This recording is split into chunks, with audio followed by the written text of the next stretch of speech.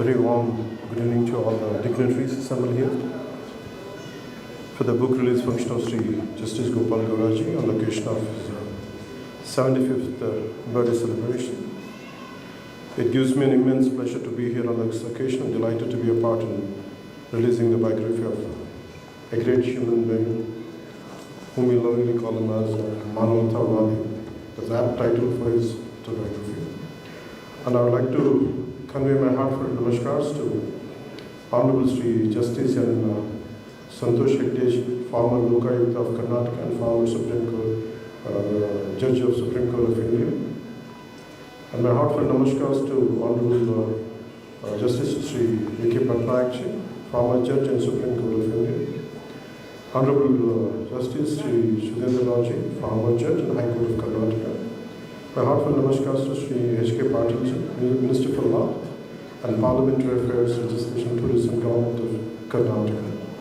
My heartfelt namaskars to Honorable M. Seshadriji, Senior Advocate, High Court of Karnataka. My heartfelt namaskars to Govindraj, Political Secretary to Government of Karnataka. And Sri M. Pilaparaj, General Secretary for the Station Committee. To all other senior advocates, members of the Bar Council, advocates, their families, public and media brothers and police, a warm good evening to all. Ellarigu namaskar.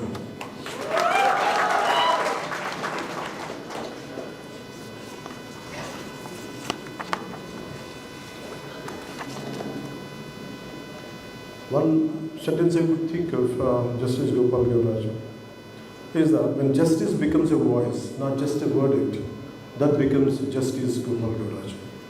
Today I am deeply honored to be here today, celebrating the 75th birthday of Honorable former Supreme Court Judge, Justice Sri Gopal Gauraji.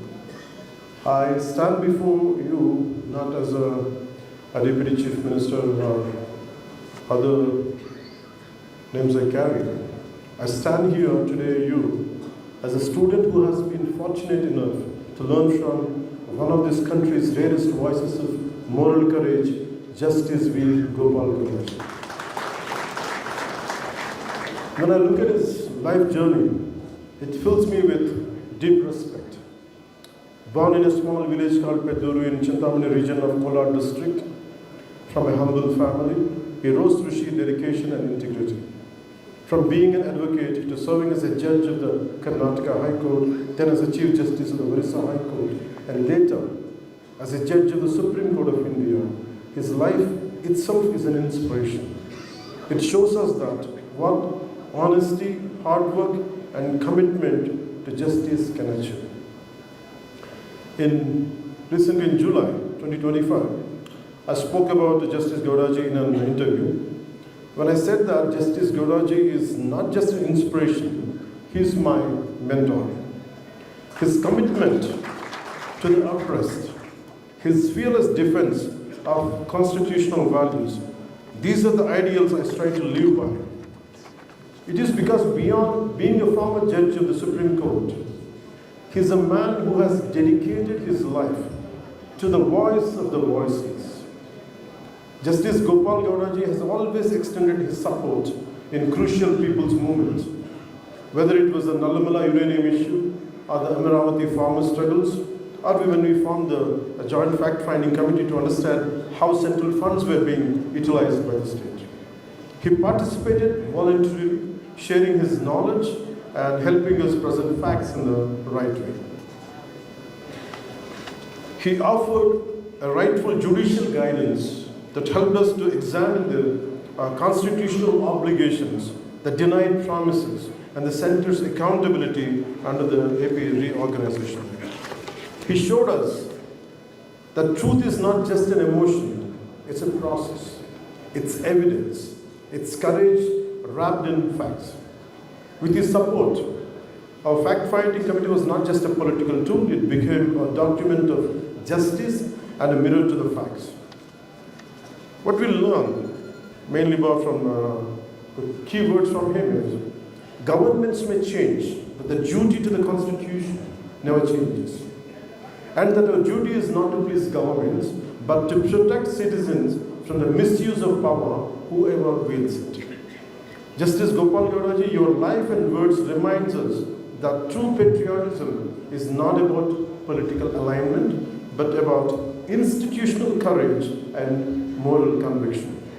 You have taught us that we must govern with conscience, judge with courage, and serve with integrity because, as you beautifully put it, the Constitution is not just a document, it is a sacred trust placed in our hands. We are deeply grateful, sir, for your wisdom, your clarity, and your unwavering faith in the spirit of our Constitution. Your words continue to inspire us to build a democracy rooted in courage, compassion, and balance.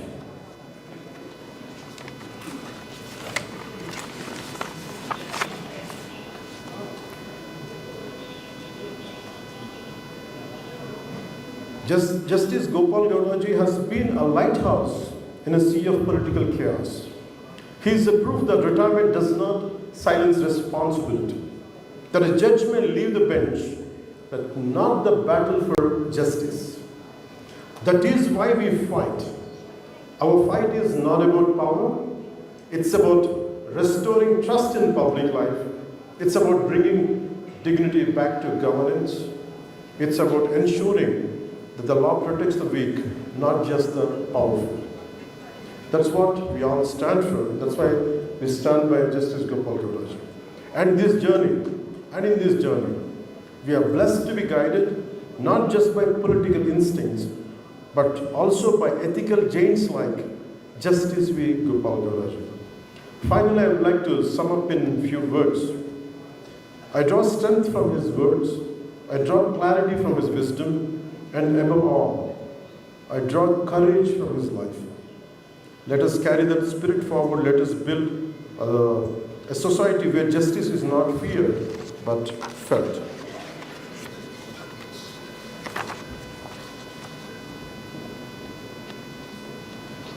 And these are the key takeaways which I have taken from his life.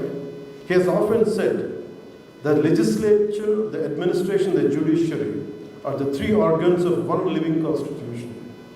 Each must perform its role independently, yet harmoniously complementing one another when needed, but never crossing into each other's domain. These words capture the very essence of our republic, that independence does not mean isolation and cooperation does not mean compromise. You have repeatedly reminded the judiciary, the government, and the bureaucracy that the ultimate duty of every institution is to protect the democratic spirit and uphold constitutional values.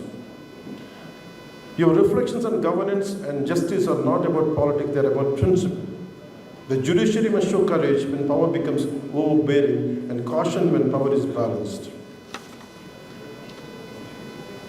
On this special day, I pray to Lord Venkateshwara and Lord Manjunatha to bless Justice Gopal Gowdaji with long life and good health. May his wisdom continue to guide future generations, and may leaders like me always have the privilege to learn from his experience and ideals. And Jai Karnataka, Jai.